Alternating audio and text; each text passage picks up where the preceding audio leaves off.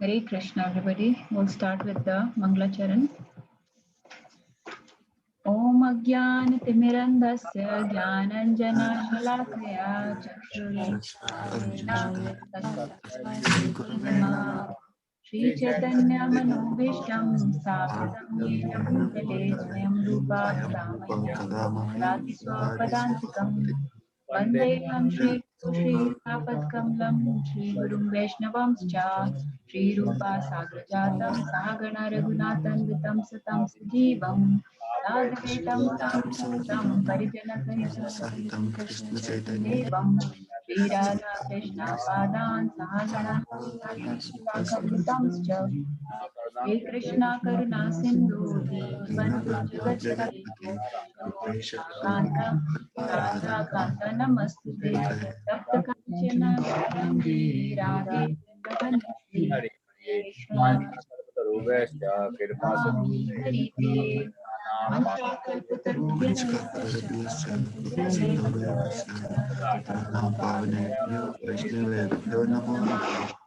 Krishna Harite Krishna Chaitanya Prabhu Nityananda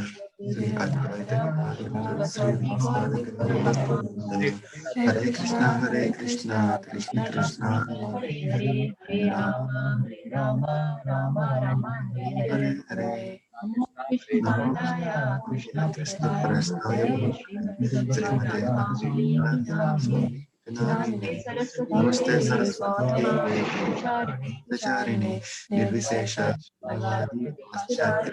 Mukam karoti vachalam Pangum langaite girim Paramananda Madhavam Krishna Chaitanya Ishwaram Guruvara Chandraya Radhikaya Gadalaya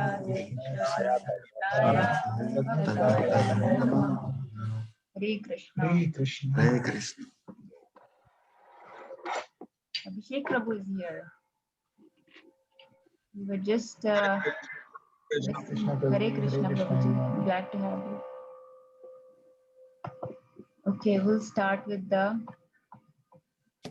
song.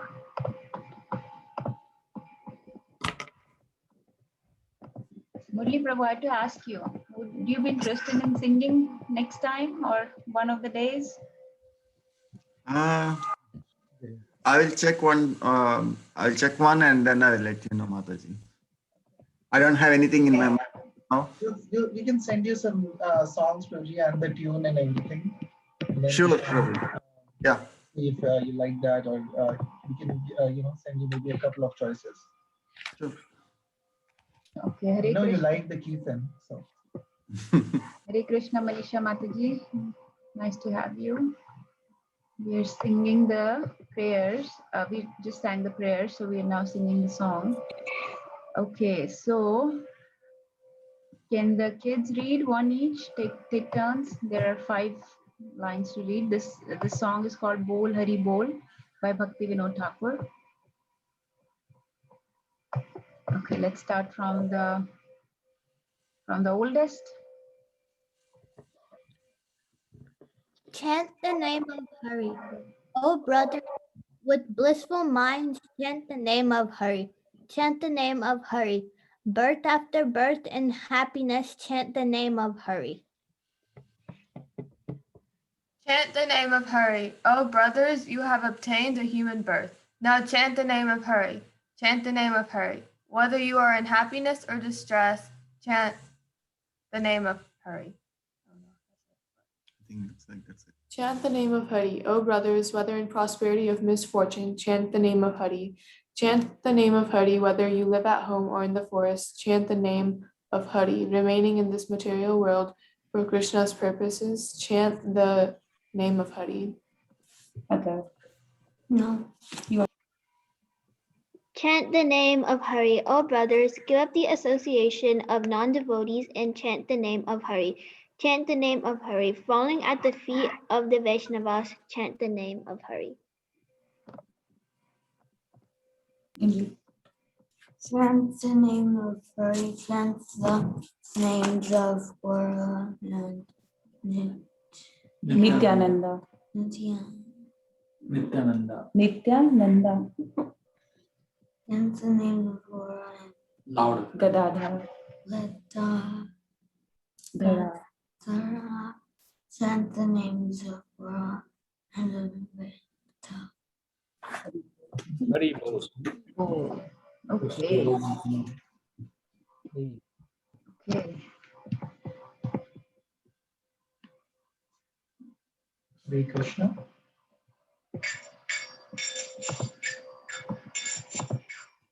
Bol Hari Bol, Bol Hari Bol, Bol Hari Bol.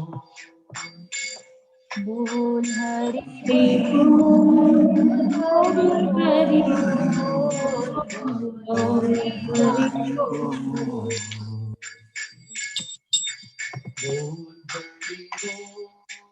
Hari Bol.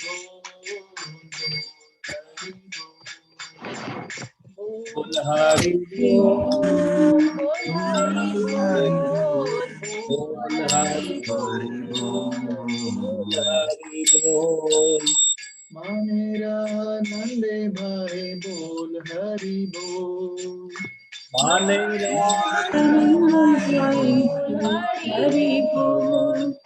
Manera Nande Bhai Bol Hari Bol. Bol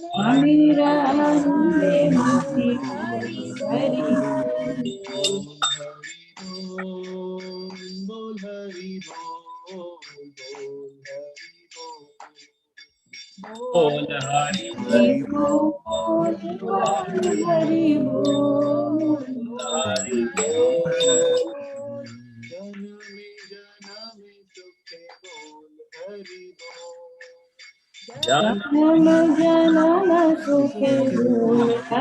Bol.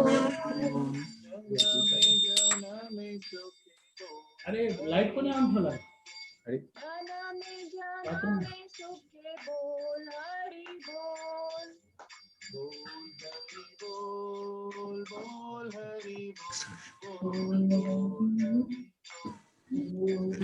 Hari Bol, Bol Hari Bol, Hari Bol, Bol Hari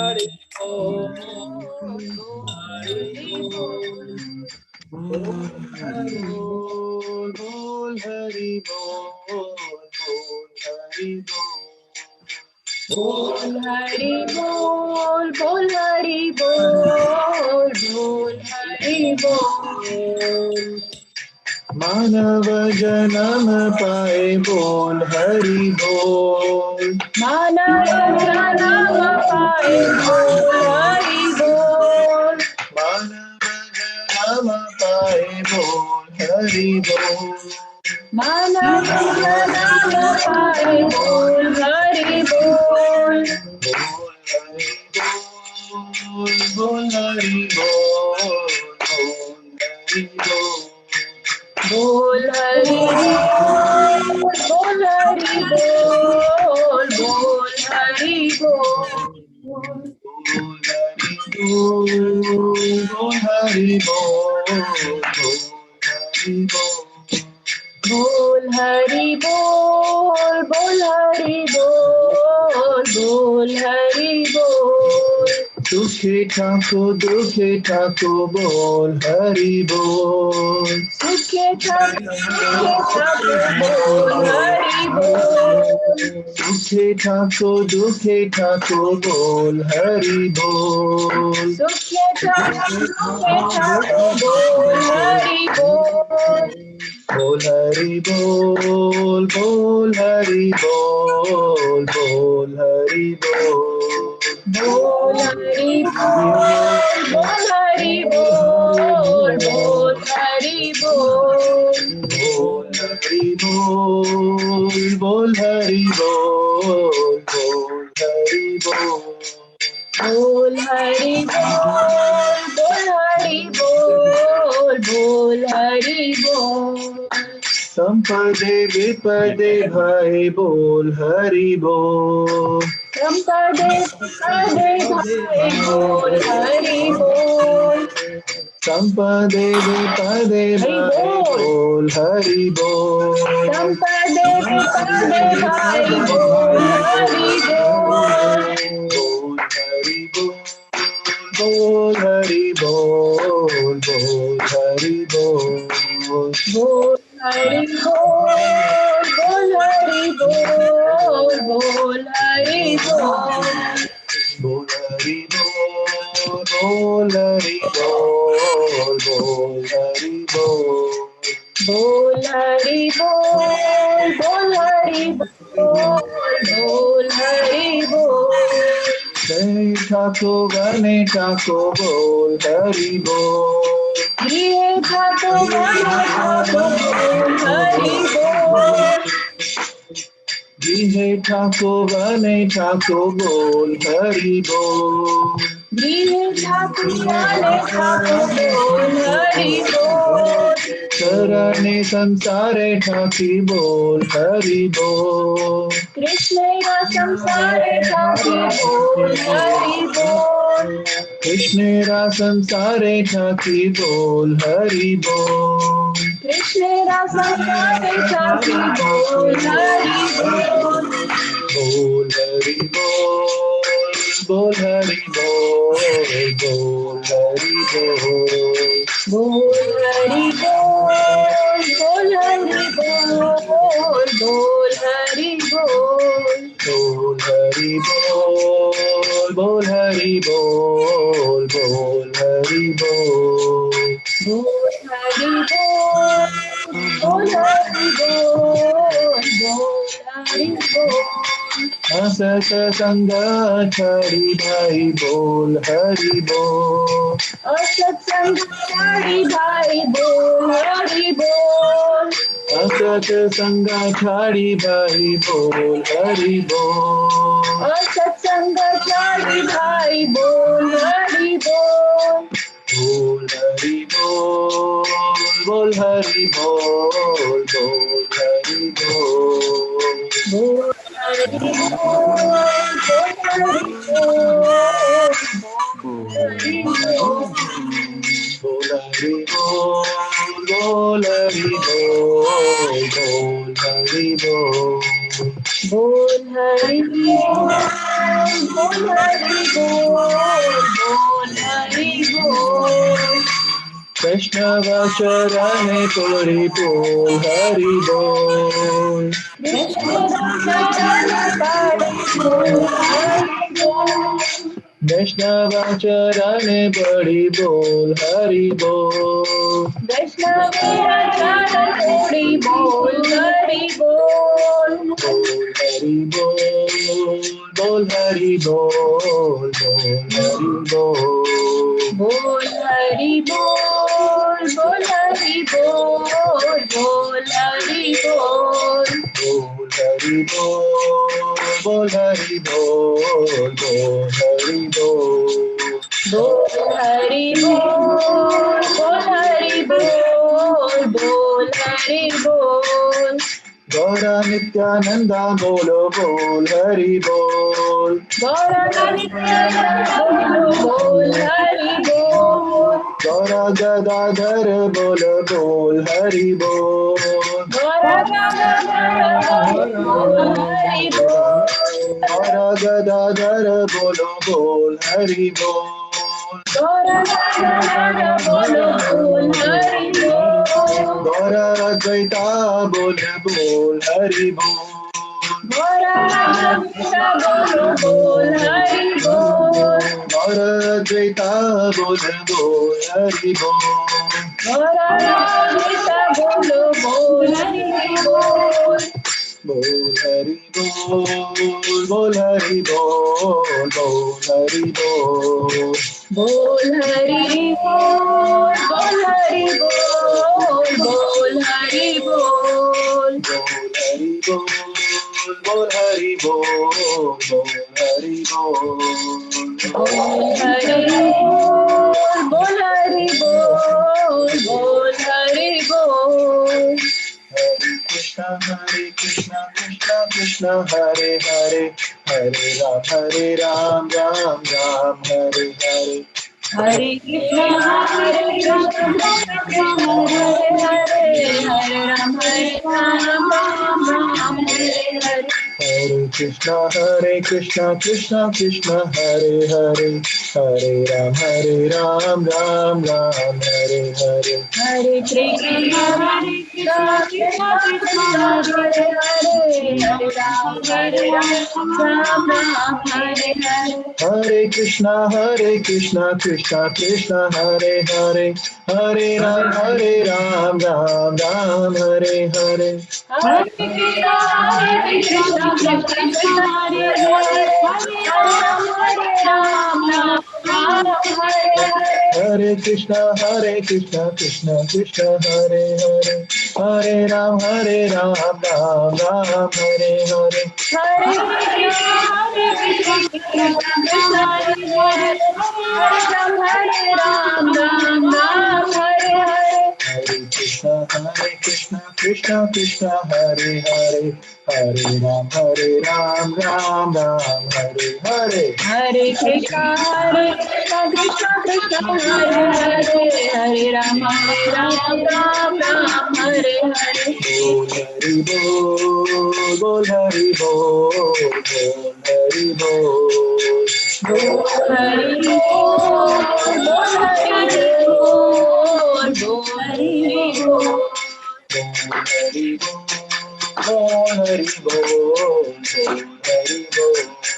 Bol Hari Bol, Bol Hari Bol, Bol Hari Bol, Bol Hari Bol. Hari Bol, Hari Bol, Hari Bol. Thank you. जरा मतलब रुमाल जाएगा This kid was crying. Somebody has a little kid. Is it in Lalita Mataji's house? Huh? रुमाल Okay. Was it just me or anybody else could hear? See that noise? Background noise, I think. Oh, okay. Sounds like a kid crying. Okay, so They're all kids crying for Krishna. So, is everybody ready to start chapter 9, or is there any questions from last few sessions? We did some concepts of Krishna consciousness last few times. thank you, Lalita Mataji, for dressing it up and sending so nicely the PowerPoint. Yeah, Mataji sent the PowerPoint, which looks very nice. So if anybody wants to review what we discussed over those 4 sessions, then it's available. Yeah. But anybody has any questions, doubts about that? Kids have any questions? No, we good? No. Should we start with chapter 9, the most confidential knowledge? Yes. So, okay. All right. So, 9th chapter is the most confidential knowledge. And in Hindi, it's translated as Param Guhyam Gyan, also known as Ananya Bhakti Yoga. So this is just pure bhakti now. So we are moving from the realms of Yog, Mishrit Bhakti, or all kinds of yogas mixed with devotion. Now Krishna is talking about pure devotional service. So in 8th chapter especially was characteristics of Yog, Mishrit Bhakti, right? So Krishna talks about various kinds of Ashtang Yoga, what all different people can do. Mystics can do this. They can vibrate the sound of Om at the time of death, or they can focus their mind between the eyebrows. They can, so he says various things that you can do at the time of death to attain the Supreme. But that is all Yog Mishrit Bhakti. Now this is Ananya Bhakti Yoga, meaning just pure devotion. There is nothing else.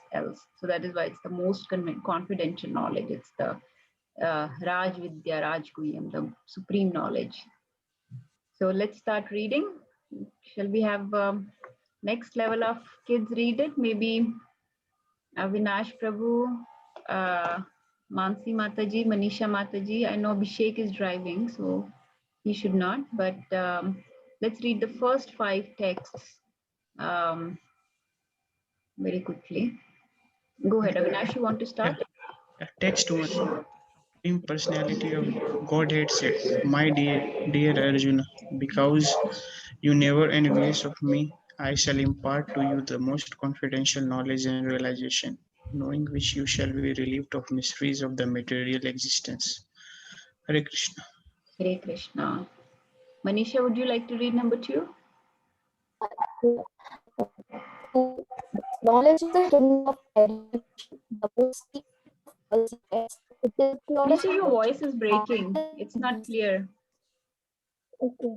I think some problem with the internet. And maybe the network connection. Now, can you hear me? Yeah, a little better. Okay. And because it gives direct perception of the self by realization, it is the perfection of religion. It is everlasting and it is joyfully performed. Hare Krishna.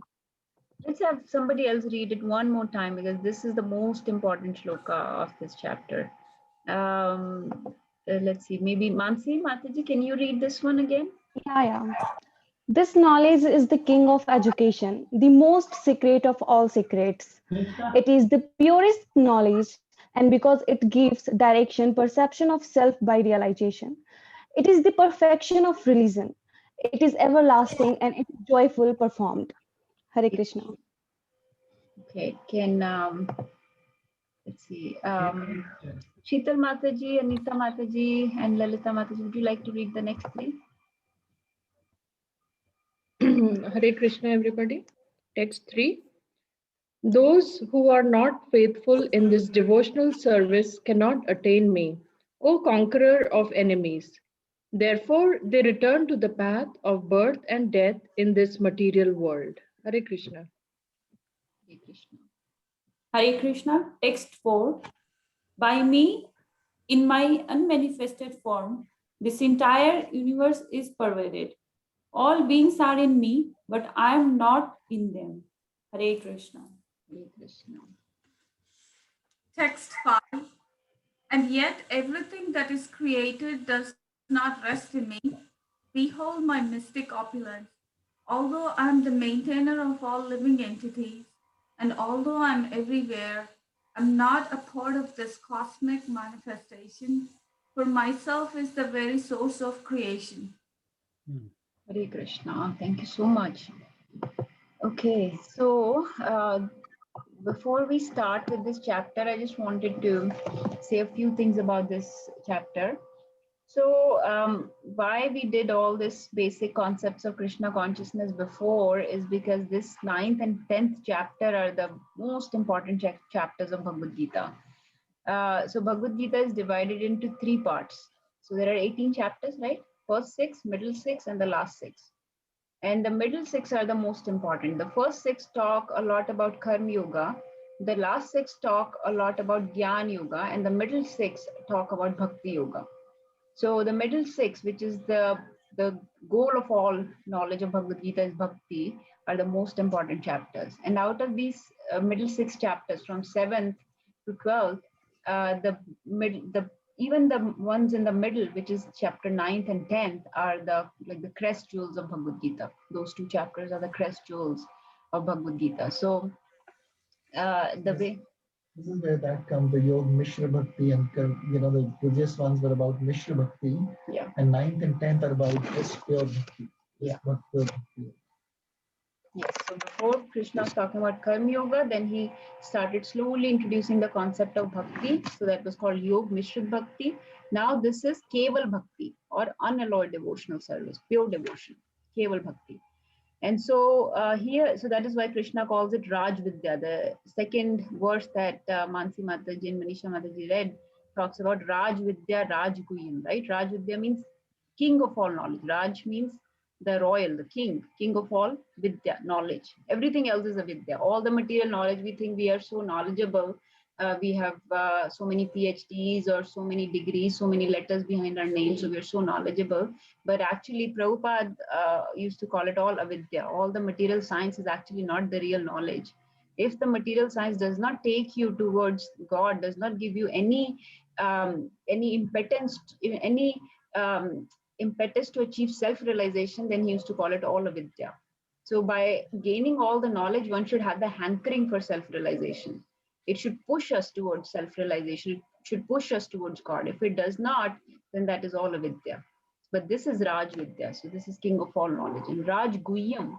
Guhyam in Sanskrit means secret. So it is the most confidential secret. It is Bhagavad Gita, is famously called open secret.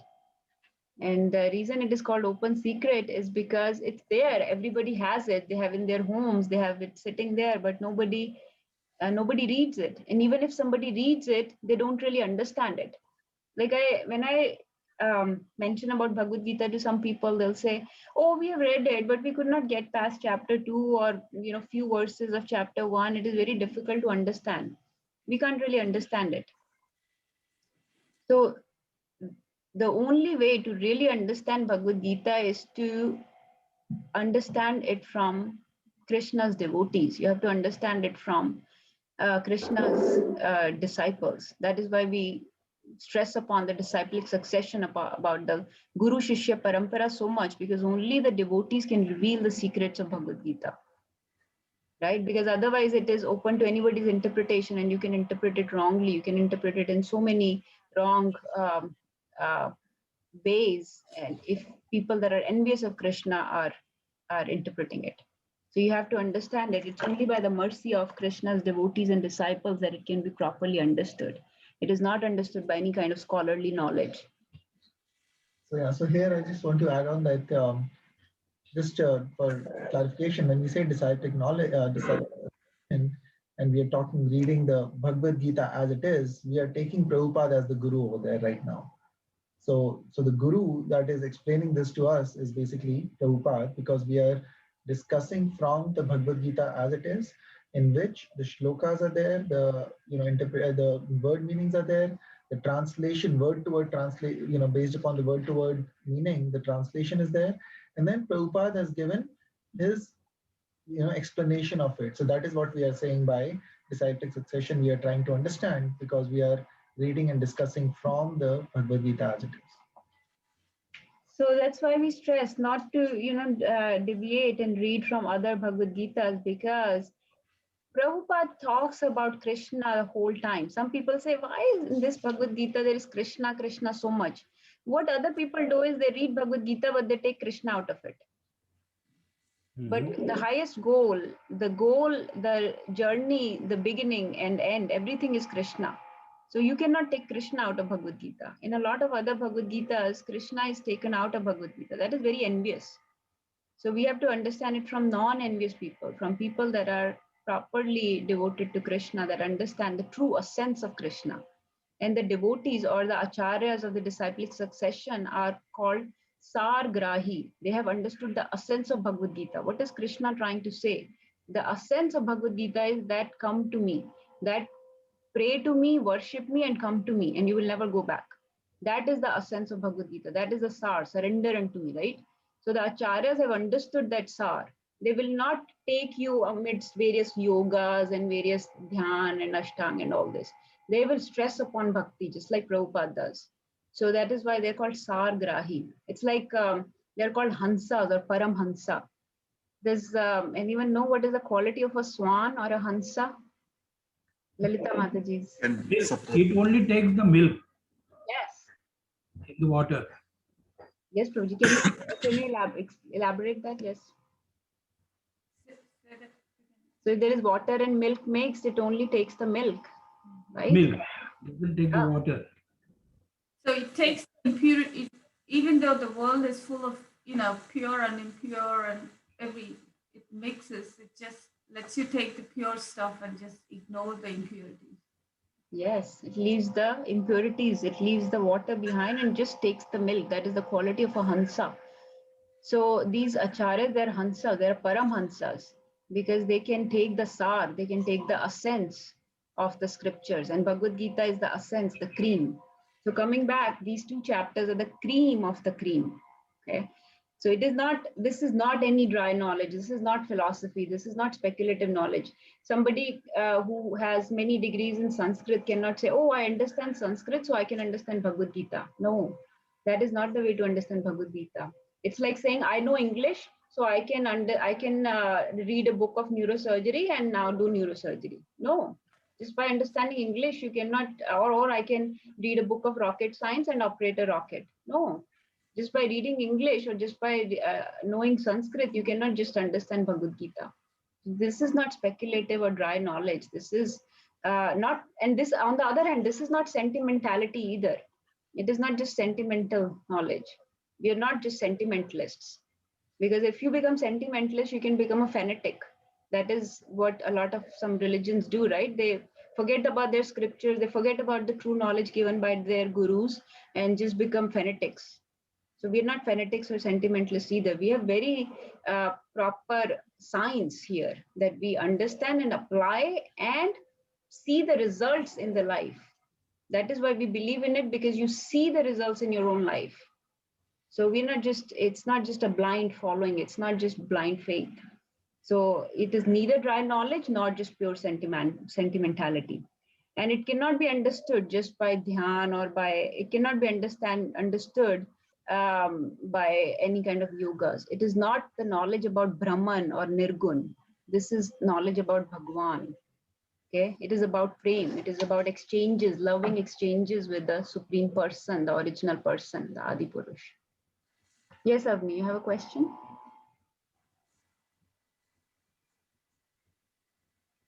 What's a fanatic? Fanatic. Who would like to answer it? Somebody like to answer it? It's like an extreme fan. So Yeah. There's good fans and then there are fanatics. So they're these Like obsessed and idealistic. So yeah. Right. So they're not reasonable. They have irrational, unreasonable belief or faith. It's not even belief or faith. It's just, if you do this, then you're right. Otherwise, you're wrong.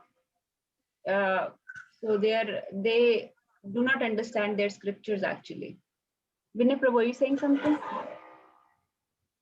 Yes, Mataji. So, like fanatic, it's a good question, and I think, like, say, the right interpretation kids should know.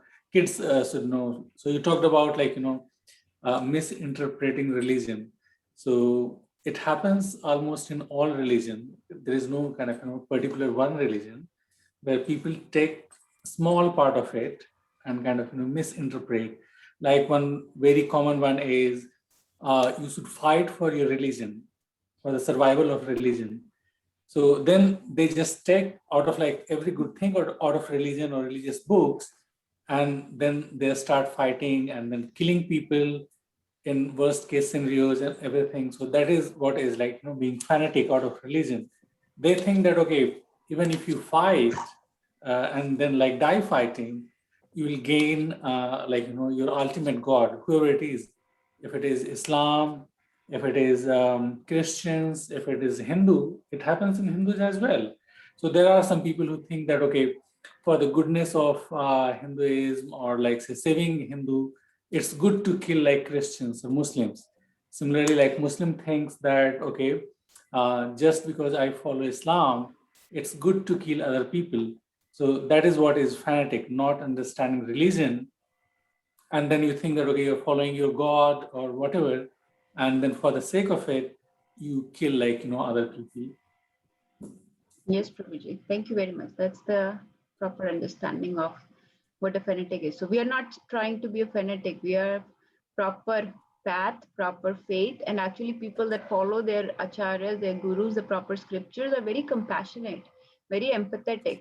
They take all the other religion, everybody into their stride. They want to distribute. They have love for humanity and for every living entity. They have love for them. So you've seen, that's why we read and sing these Vaishnava bhajans. You see how they cry for for everybody, that they want mercy of God for everybody, not just, they're not killing people for the sake of religion. That's not the purpose of a religion. Okay, so let's start reading our first shloka. So first shloka, so just in general, this 9th chapter has a few topics to cover. The first shloka talks about the art of hearing, how one should hear this knowledge, how one should get this knowledge from their gurus or from their Diksha gurus, spiritual masters, Shiksha gurus. So that is what the first shloka talks about. Krishna says, so the first what I wanted to point out here is in the first verse itself, Krishna says Guhyatamam. Guhyatamam is most supreme. So the first, so the chapter 2nd and 3rd were giving us the knowledge which was confidential. Okay, chapter 2 and 3. It was called Guhya. Guhya is called confidential. Chapter 7 and 8 gave us a little bit more of the confidential knowledge. So it was called Guhyatara. And when it is Guhyatamam, it is most confidential knowledge. So Guhya, Guhyatara, and Guhyatamam.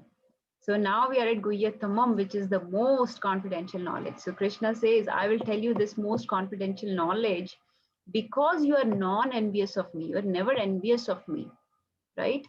Anu anasuyave, that you are non-envious of me. And he says, I will impart this knowledge, knowing which you shall be relieved of all the miseries of material existence. So the two keywords here I wanted to point out is non-envious and Guhyatamam. Who can share what does it mean by being never envious of me? We say this a lot, right? Some people are envious of Krishna or envious of somebody or something. What does it mean? What does Krishna mean here that you're not envious of me? About knowledge, wealth, beauty, and all. Yes. Sheetal Mata, you trying to share? No, I did not hear what Avinash Prabhuji said. I just told about the knowledge, wealth, beauty. What are the 6 opulences of the Lord Krishna? Yeah. So maybe like thinking in like the material plane, material perspective. That, or you, the lordship, like I'm the doer, I'm everything, and not realizing that it is the higher power or Krishna. Yes. Nana Prabhuji, you sharing? Yes. Yeah, the Bhagwan says to Arjuna that you never hate me, Arjuna. Matsar, what dvesh? You are not hating me. That is why I am going to give you this Guhya knowledge. Yes. Invoice of me. मतलब द्वेष नहीं करते आप हमारा. Yes, yes. Okay. Does Anita Mataji want to share something? Again, Mataji, I didn't hear Prabhuji, Nana Prabhuji completely. What was it? Is it dvesh? He said. Yes, he said कि आप द्वेष नहीं करते, इसलिए मैं आपको ये परम ज्ञान दूंगा. But I'm just trying to see what is your understanding. What does Krishna mean? My understanding is like Krishna means here that Arjuna, he never tried to be or take place of Krishna or think like, okay, I am trying to be you or trying to be like you and, do the things that you are doing. Yes, yes. So yes, that's everybody's correct understanding. So a lot of times we are envious of Krishna. Like I was saying before, some people don't want to read Bhagavad Gita. This is saying too much about Krishna, Krishna, Krishna. Har dusri line ke baad there is Krishna. We can't read it. So it is just inborn, inherent envious nature and for Krishna. Envious means, why is he saying I am the Lord, I am come to my abode? Why is he saying I am the master of all universe, creation, all this? No.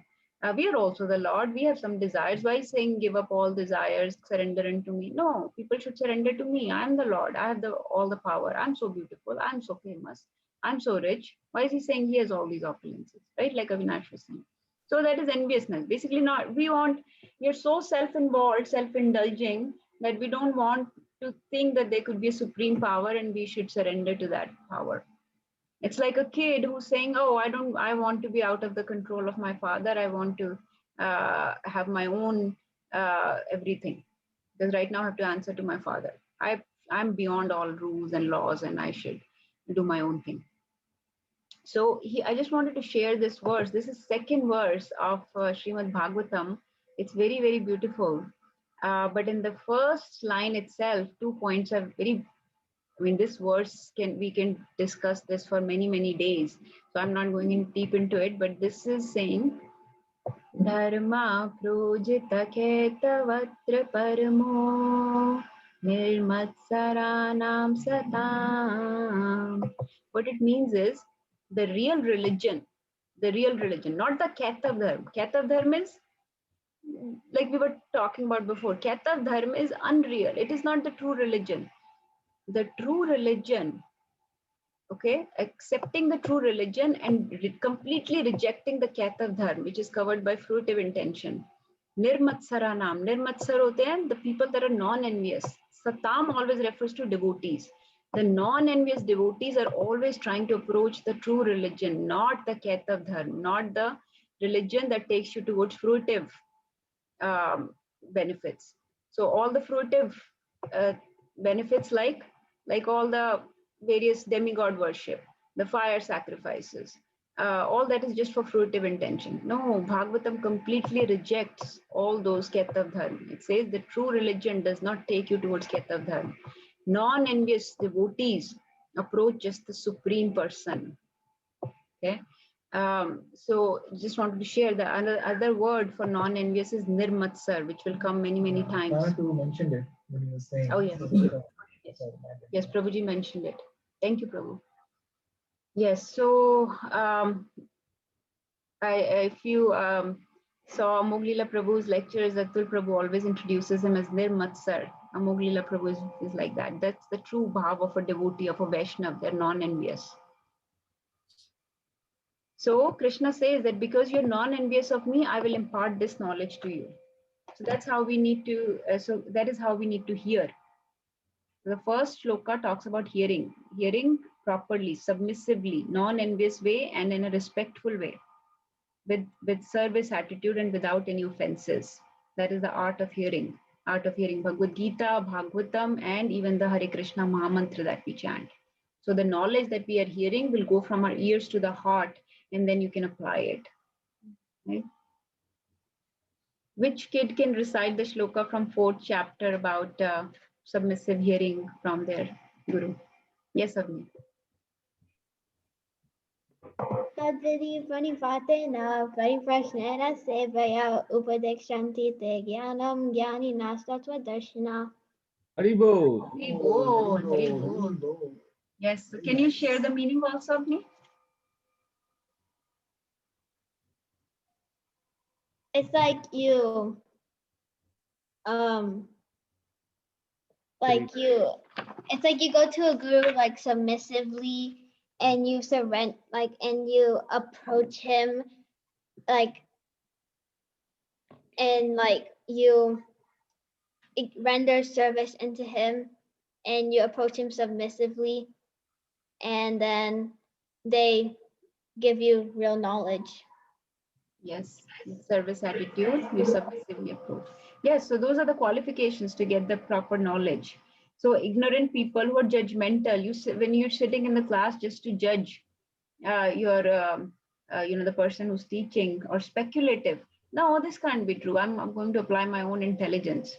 Or the impersonalists, or those are all, they all come under the envious category. So the mood and the sincerity has to be proper for us to get this knowledge. So that is what Krishna is saying, that because you're non-envious to me, I'll give you this knowledge. Let's go to the second shloka. I think we need to recite this, and if you're okay, maybe try to memorize it for next time. This is a very important shloka. Everyone should try to memorize it. It's easy to remember, but this is the shloka which you can quote to describe Krishna consciousness. When somebody says, what is your Krishna consciousness about? Why are you following ISKCON? What is it giving to you? So you can quote this shloka without any fear. Quote this shloka. This is it. So let's try to recite it and understand it really well. Rajavidya Rajaguyam. Rajavidya Rajaguyam. Pavitram idam uttamam Pratyakshavangamam dharmyam Susukham kartum abhyayam. Would anyone else like to recite? Yes, Abhi. Rajavidya Rajaguyam. Rajavidya Rajaguyam. Pavitram Idam Uttamam. Pavitram idam uttamam. Pratakshya Vagamam Dharmyam.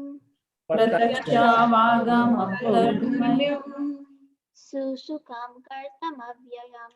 Susukam kartum avyayam. Okay, where they wanted to recite. Rajavidya Rajaguyam. Rajavidya Rajaguyam. Pavitram Idam Uttamam. Pavitram idam uttamam. Yakshavagamam Dharmyam.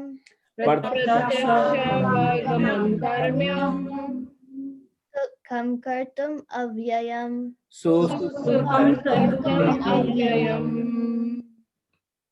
Okay, Vinita, would you like to recite? We missed hearing from you. Rajvidya Rajaguyam. Rajaguyam. Pavitramidam uttamam. Pavitram Uttamam. Pratyakshvagamam dharyam. Dharmyam.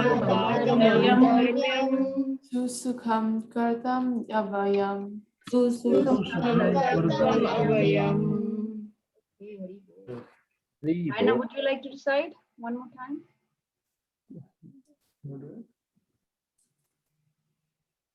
Rajavidya Rajaguyam. Rajavidya Rajaguyam. Pavitram idam uttamam. Pavitram idam uttamam. Pratyakshya vadam. Dharmyam. Dhamyam.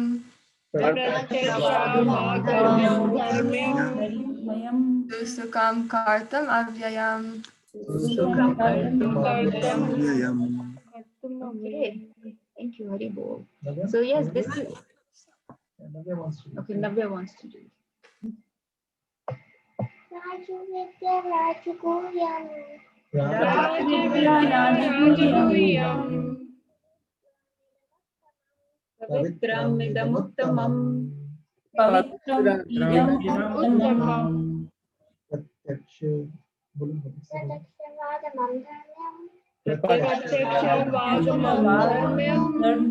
Dharmyam susukham kartum avyayam. Susukam kartum avayam. Yeah, so if anybody says, so what is Krishna consciousness? What is ISKCON giving to you? You say, tells me about the most supreme knowledge, the most confidential knowledge, the knowledge that is purest and that I can experience. I've applied it in my life. Pratyaksha, pratyaksh praman. Pratyaksh means that I can see.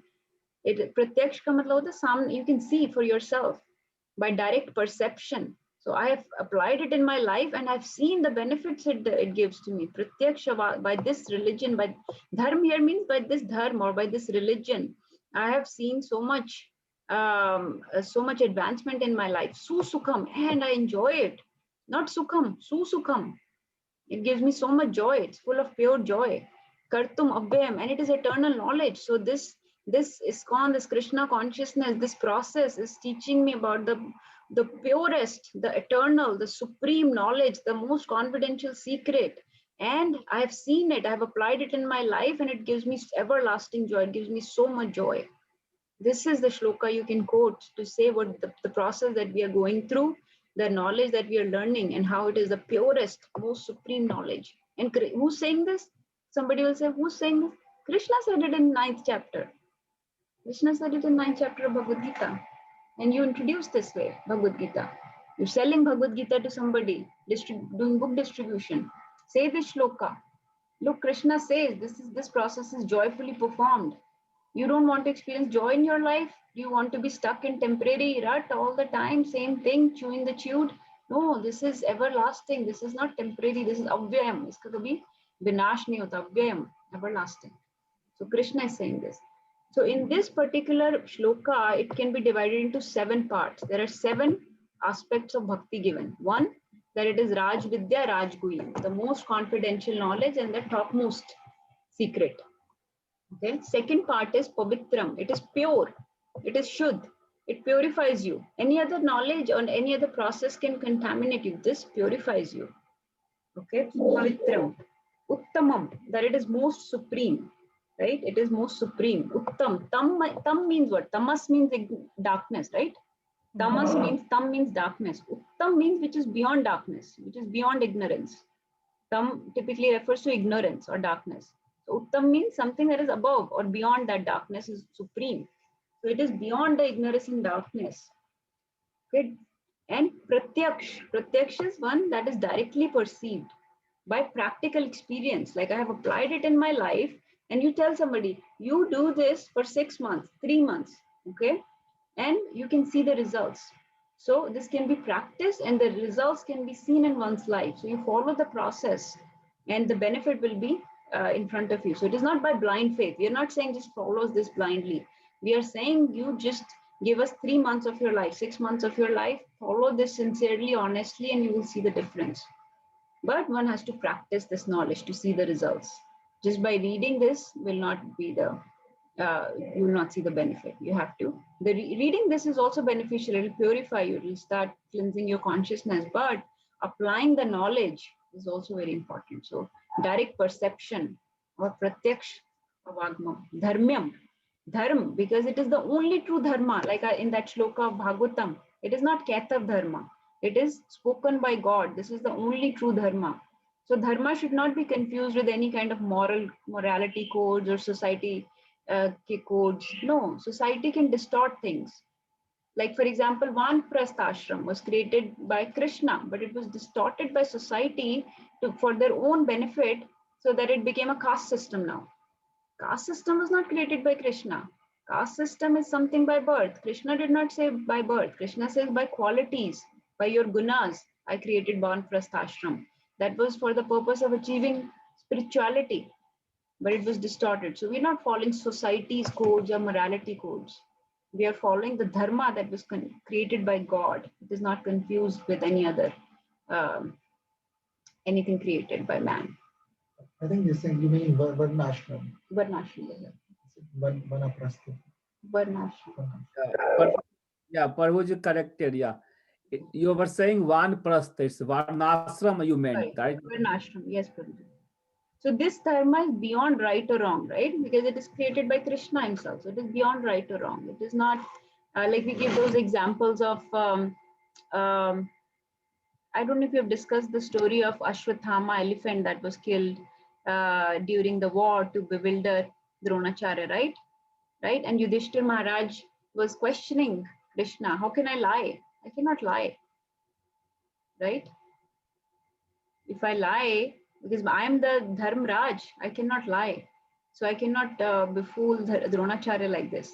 But whatever Krishna says is our Nitya Dharma. That is it is beyond right or wrong. So I will not go into the story, but basically that is the true religion. Susukham. So then the next aspect is, so we did 1, Rajvidya Rajguyam. 2nd, it is Pavitram. 3rd, it is Uttamam. 4th, it can be perceived by direct practice. Dharmyam, it is a true religion. Susukham. Number 6, Susukham, that it gives supreme pleasure. It gives the bliss, right? It connects us to God. It makes one fearless. It gives the steadiness to the mind. It gives calm and peace to the mind. So it is Susukham. It is joyfully performed. You must have seen several sessions by Amog Leela Prabhu. He always says that devotee is always joyful, right? They're not morose, because this, whenever you're performing this process, it gives so much joy that it is hard to be sad or morose about anything. So it is Susukham. And the last aspect of this is Avyayam, that it is eternal. It is indestructible, and it is always applicable at all times, right? It is not ki aaj hai kal nahi hai. No, it is always applicable at all times. It is eternal. So I just that just reminded me of that Amog Leela Prabhu's lecture when he came and discussed it. When I think some of the devotees from here were also there, he said This process is this process of Krishna consciousness. It's about chanting, feasting, and dancing. And he said, it's not chanting, feasting, and dancing. It is chanting, feasting, and dancing.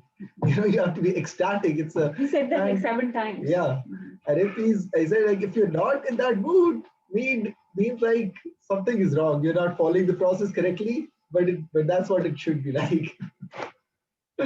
And he quoted this verse there, that it's susukham. It is so joyful.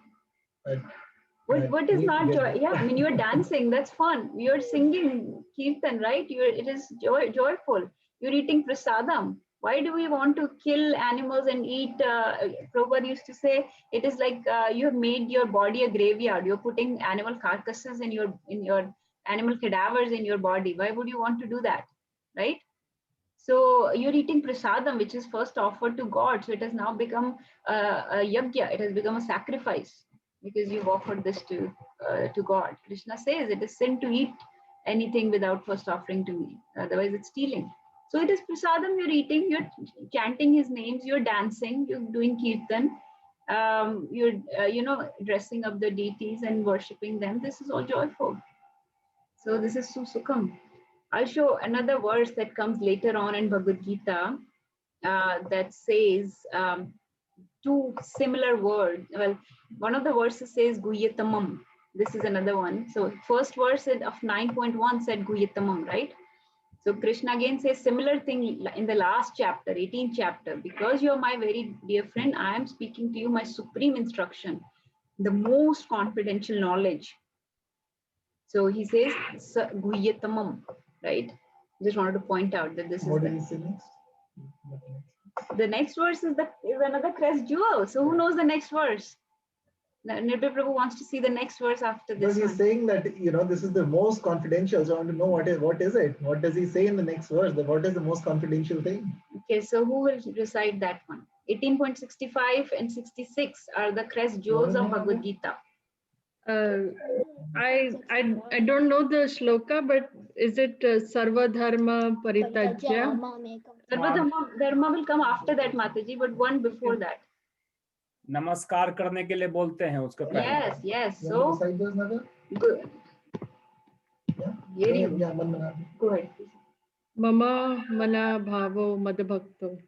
Go ahead. Now where is reciting?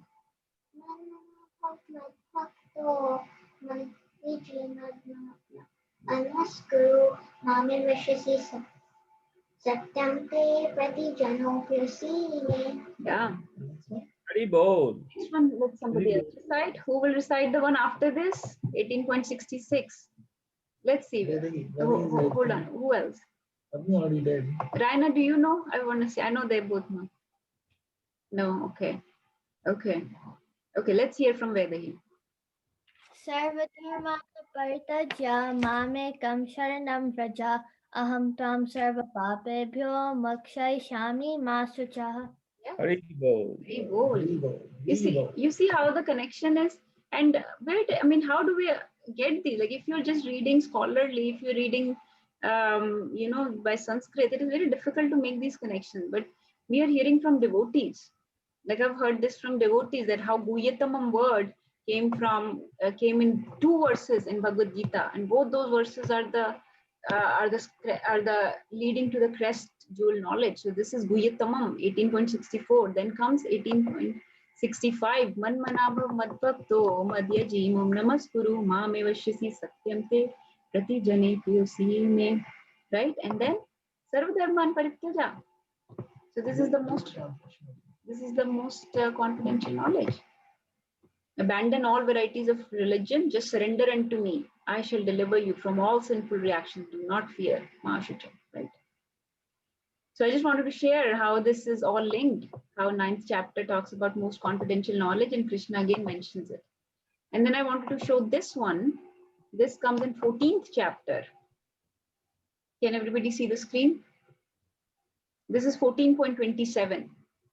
Krishna says, Brahmano hi pratishtaham amritasya vyasya cha sashvatasya cha dharmasya sukhasya ekantikasya cha. So Krishna says, I am the basis of the impersonal Brahman, which is the constitutional position of ultimate happiness, which is immortal, imperishable, and eternal. Ultimate happiness. Krishna again talks about Sukh here. How this knowledge gives us the eternal, indestructible, immortal happiness. Okay. So, so this is the import of this shloka, that it is most joyfully performed. It is the most supreme knowledge, most pure. Pure because it is the knowledge of the God, of the spirit soul, and how to connect the two, right? So there is no material contamination here. And this knowledge can save the spirit soul from the most, from the worst dangers of material existence. Another reason why this is very confidential is because if one knows this knowledge, the devotee can now control Krishna, right? Devotee can, now the Krishna is under the control of devotee. So Krishna does not want to be under the control of just any Tom, Dick and Harry, right? He has given this knowledge, but he will only be controlled by his pure devotees, right? So, so once somebody understands this knowledge and starts applying it, starts chanting Krishna's name, then Krishna is now under his control. So Krishna is not giving this knowledge easily. You have to really submissively hear, attentively hear, understand with service attitude. That's why he says, hear this non-enviously, then only I'll let you control me.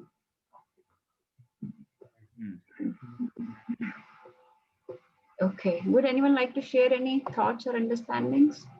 Mataji, I have a question. The confidential, are there any other reasons why it is confidential other than what you just mentioned? It is most confidential, Mataji, just because of this reason that people ideally don't want to go back to Krishna. That is why we are here in this material existence, right? Because we wanted to enjoy separately from Krishna. So one has to have really pure love for Krishna for him to take us back to him. And the next shloka, I think, talks about it, like why is it confidential also? Yeah. So if one is really focused in pure devotional service only, then Krishna will take us back. So that is why it is confidential. He's not, even Maya is his servant, is the servant of Krishna. So Maya acts in such a way that if somebody is not very committed, then they will fall down, right? So Maya is always trying to lure us, right? Material world has so many attractions. Some are attracted by the happiness of the material world, some are attracted by the struggles of the material world, but everybody is basically trying to enjoy the material world one way or the other. And Maya keeps us engaged here. Bahut kuch hai, right? Maya keeps us engaged here. And so, so Krishna, she's Krishna's servant. She won't let you go to Krishna. She'll keep you engaged here. Enjoy everything. It is very attractive, very beautiful, very colorful. So that is why. So people that are ready to give up the attractions of Maya and completely surrender to Krishna, only those people Krishna will take back home, back to Godhead. So Prabhupada used to say that don't be surprised by how many people take up the process of Krishna consciousness. Be surprised by how many people will stay in the process of Krishna consciousness. Because you may see that when we do classes, when we started, there were so many people coming, right? But how many are left with us or will finish the journey are not many, because so many things will come. Either the struggles created by Maya or the pleasures created by Maya, and one or the other will take over the life or take over. So not many people maintain or stay. There is another story related to this. I'll tell that later. Yes, Prabhuji, please share. Yes, Mataji. Another thing I wanted to just add here about the being non-jealous of Krishna is like one should understand the real relationship with Krishna. So Arjun, by this time, by this sloka, he has understood that he is the eternal servant, and he is the basically just part and parcel of him. So what here for us, the Arjun within us, we have to also understand that we are going to be always the servant of him. So that's what the non-jealous part will play a big role. Yes, Prabhu. As even Sheetal said before, that even the feeling of loading over that Prabhupada mentions many times, like thinking of like it's just understanding that I'm the master of everything. So that also brings the jealousy part. Roji, very nice point. And actually, I missed out on saying this, but that is why these chapters are in the center, because up till now, we are establishing our relationship with Krishna. So remember, we did 3 steps, Sambandh, Abhidhe, and Prayojan, right? So we have to know our Sambandh. So in this regard, a little analogy comes. So for example, somebody tells you, gives you a task, you have to take care of this old man, some old man, for the whole day, okay? You have to take him out, show him around the town. You have to show him a good time, give him food to eat, water to drink, massage his feet at the end of the day, give him his medicine, everything. Okay. For a whole day, you cannot go to work today. You have to do this. So you'll be like, why should I do this? I don't really want to take care of this old man. I have so many responsibilities. I have to go to my job. I have to take care of my kids. I had some bills to pay. I had some other chores to finish, whatever. Why should I take care of this old man? And then the person tells you this old man is Narendra Modi. Now you're like, oh, yes, I want to take care of him. Yes, I want to give him food and water, massage his feet, maybe take him around the town, show my city to him, drive him, whatever. Now I'm ready. But some old man I didn't want to do that for, right? So why the change of the heart? Because now we know our Sambandh.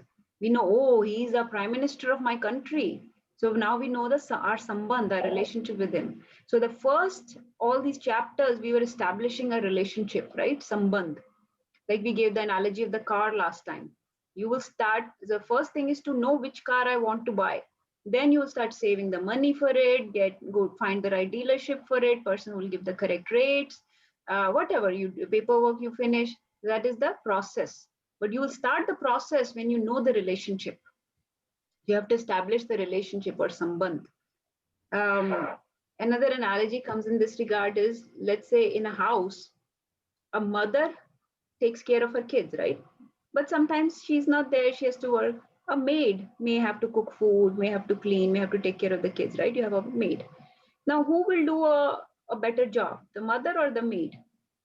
The mother, because mother has a relationship with the kids, right? So the mother, so maid will also do the job, but her motive is because she's getting money. But one day if she doesn't get money, she'll not show up. But mother, no matter what, whether or not she gets the money, she will take care of her kids. She'll cook the food, she'll clean, she will dress up her kids, or if it's a little child, she'll clean the diaper, whatever, because she has a relationship with the kid. So we have to understand our relationship with Krishna, and then this pure devotional service, this bhakti process can be started. So now we have come to the abhidhe, or the process part of the bhakti, of the devotional service. We have already established our relationship. We know Krishna is the supreme God. So if somebody asks, we need to know who is the supreme God. We need to know what is our scripture, what is our relationship with Krishna, who are we? We are not this body, we are the soul, we are part and parcel of Krishna. Even if somebody wakes you up in the middle of the night, we have to know these things. This is a basic understanding. Who's the God? Who's the supreme God? Who's the God? Avni? Was it Avni or Vedi who was asked that question? It was Avni, but now Avni has more understanding than me. Avni, who is the Spog? Spog. Spog. Krishna is the Spog, the Supreme Personality of Godhead. Yes. But are you still scared of saying that if somebody asks you in any other class? No. Okay. Good. I don't think she was scared. She didn't have an understanding. Now she knows. She is I think the reason I say scared, I mean like if we don't have the knowledge, as you are saying, knowledge, we are not confident. So if somebody else asks you in this class, even at that time, I think if we would have asked, she would have given the same answer. But because now she has knowledge, she has the confidence that she can say it to other people also. I was sharing this story with Nirbhay Prabhu and Navya this morning. Let me share this very quickly. This is a real thing that happened, okay? So there was a contest in India. I think it was in Delhi. And the contest was about Bhagavad Gita. It was for kids. that people have to recite some shlokas from Bhagavad Gita. They may ask some questions. They may ask basic understandings, different things, a contest, okay, some kind of fun contest. And one of the girls won that contest. The girl that won that contest was a Muslim girl. Okay, she was a Muslim girl. So the judges asked her, "Oh, you're a Muslim. How did you know so much? You knew so many verses from Bhagavad Gita. You knew more than any of the other kids that participated. You answered everything. How do you know all this?" So the girl said, "I've been reading my scriptures, my Quran, and I know about Allah from childhood. My parents have been teaching me. And so I know a lot and I'm very interested. I enjoy reading Quran and praying to Allah. So, but in the neighborhood where we live, most of the people are Hindus. So I'm very interested in these topics. So I asked some of my friends, hey, what book do you read? Like I read Quran. What book do you follow? They didn't know. We don't read any book. We pray to Allah. What God do you pray to? Do you know the God that you pray to, or the name of the supreme person that you pray to? No, we don't know. We don't know which God to pray to. We don't read any book. We don't know anything. So do you not know any basic understandings of the religion or of the God? Anything? No. So she said, I was very surprised that these kids had no understanding of their scripture, of the God. So I started researching and I realized that Bhagavad Gita is the scripture, Krishna is the God. And I read, and the teachings are very much actually similar to Quran. And I was very inspired. I wanted to read more and I learned so much. And so when I saw this contest, I participated. And that's how the girl won. She said, all religions are beautiful. All scriptures are very beautiful books, and everybody should follow their faith. Everybody should know about their God and have basic understanding. And I enjoyed not only learning about mine, but also the Hindu religion. So this is a very inspiring story that we should all know our faith. We are not saying you condemn anybody else. You never do. If people are following, they're reading Bible sincerely, they're honest in the teachings of Jesus, that's perfect. Everybody should have their own faith. But not knowing about our own God and our own scriptures is not right. We should have some basic understanding. So just coming from what Nirbhay Prabhu was saying. Okay, anybody else wants to share any thoughts or realizations? Yes, Prabhuji.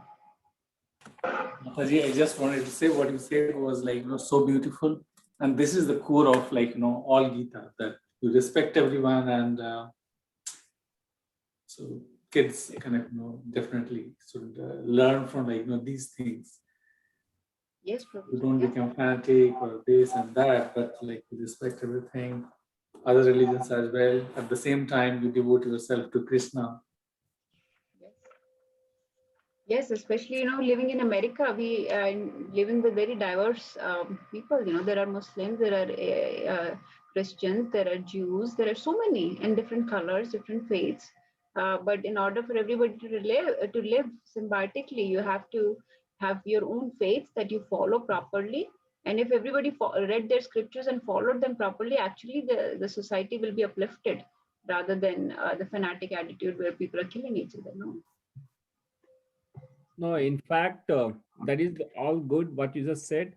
What to condemn other religion? Even the Krishna is saying very clearly in the chapter 3, slok 29. I'm just going to read the meaning, the translation. He says that bewildered by the modes of material nature, the ignorant fully engage themselves in material activities and become attached. But the wise should not unsettle them, although these duties are inferior due to the performer's lack of knowledge. So my understanding is what he's saying is, don't worry about the other religion, even the one who is doing the sakam karma, you should not even unsettle them. Let them continue to do what they're doing, but you set up your example by doing your duty as a Krishna conscious, be in the Krishna conscious and do the not the akarma, and let them follow if they can. Otherwise, you have no right to even condemn or unsettle them. So what to even condemn or unsettle the other religion? Now, even the Hindus should not, the following of the Gita also, even any religion, just let them do, and but you continue to do your work. That is what the Gita is teaching us, that we have no knowledge, we have no skill, or I would say the, what you say, the yogita means we are not yogi to even find the fault in others. It's only the job of a guru to find the fault in others. So as a pure devotee, they don't even judge anybody, they don't even find fault. We have so much fault in ourselves. This is the teaching of Gita, if we understand. Yes, Prabhu. Thank you. Okay, so one of the things I wanted to share is if you hear His Holiness Radhanath Maharaj's lectures, he always gives this Vedanta Sutra. It's called Anandamayo Bhyasat. Anandamayo Bhyasat means that it is the original, it is the nature of the spirit soul to be joyful, to be blissful, Anandamay at all times, right? So going back to the previous shloka, we said that this process is very joyful, right? Satchidanand, right? It is the internal potency of the spirit soul to be eternally joyful. So this process connects us to that internal bliss, to that pure joy, rather than the external sukhas and dukkhas that come from the material contamination. All right, the next shloka, let's try to finish a couple more. So the first shloka we talked about art of hearing. The second talked about 7 gunas of bhakti, or 7 qualities of bhakti. The third one talks about the doubts, okay, or not having faith. So Krishna says ashraddha dhana, meaning those that are not faithful, that are doubtful, that are full of doubts in this devotional service, right? So they return to the path of birth and death in this material world. So if there are so many doubts at all times, like right now when we are attending this this conference call, or when we attend other sessions, some of you are attending Bhagavad Gita classes by Shri Vilas Prabhu. So many other sessions we are attending now, right? So we are attending because we have faith, right? We have now established that first stage, which is faith, that we have no doubt about Krishna being the Supreme Lord, right? That is what Nirbhay Prabhu was saying. We have no doubt in his teachings. We have no doubt that he's the Supreme Lord. We are completely faithful. So, but if you are faithless, then you're always fluctuating between various, you cannot be steadfast on one path. You're always going to and fro, back and forth, material existence, spiritual existence, this particular God, that particular religion, maybe this is right, maybe this path is right. So we are always, will always be fluctuating here and there. We cannot be steadfast and make progress in this path of devotional service if one is doubtful of this path. So the way to drive away the doubts is to be in association of devotees and to acquire more and more knowledge, right? Like you just talked about with the knowledge, like we said, now we've acquired so much knowledge that if somebody asks us about who you are, who your God is, what your scripture is, what is the basic teachings of your scripture, with that knowledge as our tool, we can drive our doubts and other people's doubts away, right? But if there are doubts all the time, that is very difficult. You always keep questioning yourself. Am I doing this? What I'm doing is right? Maybe I'm doing this wrong. Maybe this is not the way to do this. Maybe this is not the way to achieve Krishna. Maybe maybe there is no Krishna. Maybe there is no God. Maybe there are many gods. Maybe I'm not following the right God. Maybe this dharma is not the right path for me. Maybe I should follow another path. Maybe Bhagavad Gita is not the right book for me. Maybe I should read some other book. So if there are so many doubts, it is very difficult. It's like when we were, in 12th standard, our parents would say, can you pick a path? You pick a path, do you want to be a doctor, an engineer, a businessman, a pharmacist, a pilot, whatever you want to be, pick a path. If you are always fluctuating between different things, you cannot make progress on anything. So the doubts make it very difficult for one to advance. And Krishna is saying this here that such a person cannot be freed from the cycle of birth and death, and he will return back to the material world.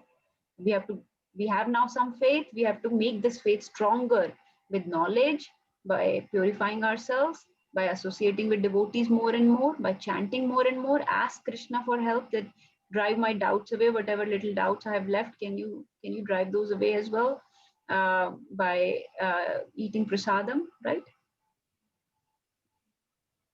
The whole process basically. Okay, anybody would like to add anything?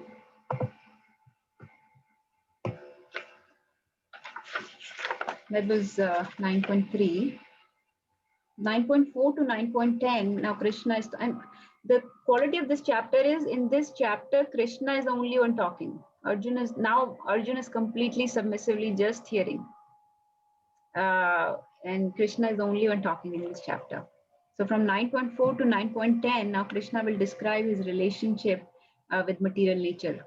God, and it mainly talks about God and material nature. Yes, actually I wanted to read this purport, if somebody can read a paragraph from this purport.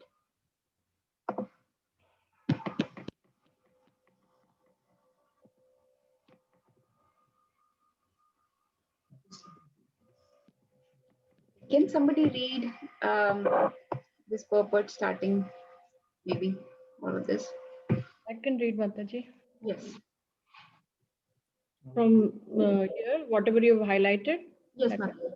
Okay. Hare Krishna. Now, the development of that faith is the process of Krishna consciousness. There are three divisions of Krishna conscious men. In the third class are those who have no faith. Even if they are officially engaged in devotional service, they cannot achieve the highest perfectional stage. Most probably, they will slip after some time. They may become engaged, but because they haven't complete conviction and faith, it is very difficult for them to continue in Krishna consciousness. We have practical experience in discharging our missionary activity that some people come and apply themselves to Krishna consciousness with some hidden motive. And as soon as they are economically a little well situated, they give up this process and take to their old ways again. It is only by faith that one can advance in Krishna consciousness. As far as the development of faith is concerned, one who is well versed in the literatures of devotional service and has attained the stage of firm faith is called a first-class person in Krishna consciousness. Yes, Mahadev. So this is Uttam Adhikari. You remember we talked about Uttam, Madhyam and Kanishta Adhikari? Yes. So these are the three classes of devotees. Uttam Adhikari are the pure devotees. Okay, let's read maybe at least one more paragraph. Can Mataji, you summarize? So who are they talked about the third classmen. Can you summarize the third classmen? So it looks like they come, they do not have like complete faith and conviction to, like they may start, but they may not continue. Or maybe if they have made during the process, they get like maybe economically or financially, they may achieve some benefits, then they kind of leave the process. So probably those are the ones, maybe they fall down on the material plane again. Yeah. So they come with some probably some ulterior Yes, they motive. come with some ulterior motive, I guess. So. Okay. And then it talks about the first classmen. They have complete faith and complete surrender. So now second classmen. On the second. Okay. Can somebody read this one? Anita Mataji, would you like to read? Yes, Mataji. Hare Krishna. And in the second class are those who are not very advanced in understanding the devotional scripture, but who automatically have firm faith in that Krishna bhakti or service to Krishna. Or service to Krishna is the best course, and so in good faith have taken it up. Thus, they are superior to the third class who have neither perfect knowledge of the scriptures nor good faith, but by association and simplicity are trying to follow. The third class person in Krishna consciousness may fall down, but when one is in the second class, he does not fall down. And for the first class person in Krishna consciousness, there is no chance of falling down. One in the first class will surely make progress and achieve the result at the end. As far as the third class person in Krishna consciousness is concerned, although he has faith in the conviction that devotional service to Krishna is very good, he has not yet gained adequate knowledge of Krishna through the scriptures like Srimad Bhagavatam and Bhagavad Gita. Sometimes these third class person in Krishna consciousness have some tendency toward karma yoga and jnana yoga, and sometimes they are disturbed, but as soon as the infection of karma yoga or jnana yoga is vanquished, they become second class or first class persons in Krishna consciousness. Faith in Krishna is also divided into 3 stages and described in Srimad Bhagavatam. First class attachment, second class attachment, and third class attachment are also explained in Srimad Bhagavatam in the 11th canto. Those who have no faith, even after hearing about Krishna and the excellence of devotional service, who think that it is simply eulogy, find the path very difficult, even if they are supposedly engaged in devotional service. For them, there is very little hope of gaining perfection. Thus, faith is very important in the discharge of devotional service. Hare Krishna. It's a very strong purport. Yeah, I think it is self-explanatory. Anybody has any questions or want to share anything? Yeah, I just wanted to highlight that it says the infection of Jnana and Karma Yoga. And as soon as that infection is cured, then you can get to second class, right? Okay, this is another important shloka, 9.4. Maya tatam midam sarvam. Maya tatam midam sarvam. Jagat Avyakta Murtinam. Madhastani sarva bhutani. Mattani sarvabhutani Nachaham teshu Nachaham Teshvavashita. Nachaham Teva Vasthitam. So 9.4 and 5 we can discuss together. This is 9.2 is the one that we should try to remember for next time if possible. This is also another important one to learn if anybody wants. But Krishna is saying that with my unmanifested form, meaning the Brahmjyoti or the Brahman, the entire universe is pervaded. All beings are in me, but I'm not in them. So all beings are in me means that here what it means, I am not in them means what? So this is something that bewilders people a lot when they read, because we say Paramatma is in everybody. So why is Krishna saying I'm not in them? So it's not, it should not be taken literally as such. What it means is all beings are in me means everybody is dependent on me.